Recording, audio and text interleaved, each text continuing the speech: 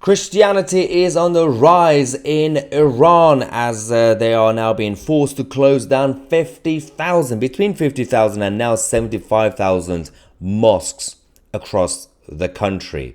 Something is definitely changing in the Middle East. There's something changing when it comes to the nature of Islamism. The Islamic Republic of Iran, or the Islamic occupiers of Iran, by keep pushing the agenda and manipulation, they failed to completely win the argument in Iran. The Iranians and the Persians and all the others have a rich history and culture before this Islamic coup that happened in 1979. And now we are seeing the result of it.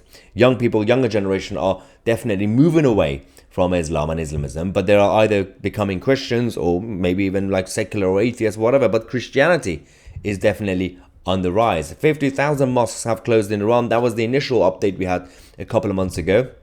Are Iranians seeking truth outside of Islam? But we've also heard all these updates saying how Iran has now become a hotspot for Christianity.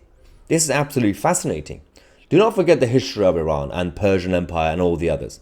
When Cyrus the Great freed the Jews from Babylon, when they fought against Islamism, when they refused to convert, and of course they had to conquer. We had Muhammad and his people literally in a bloody way come to take over the land. Yet they still didn't manage to destroy the culture and heritage.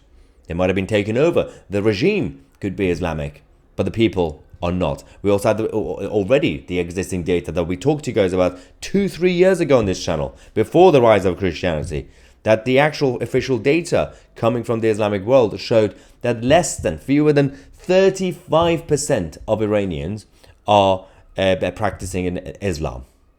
Less than 35%. But of course, the rest of the world see the Islamic Republic's flag thinking everybody is doing Islamism in Iran. It's not true. It's never been true. Iran, the world's fastest growing church.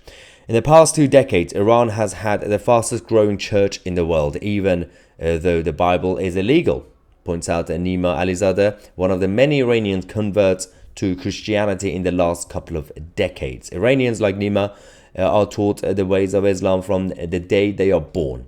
There is no God but Allah, apparently.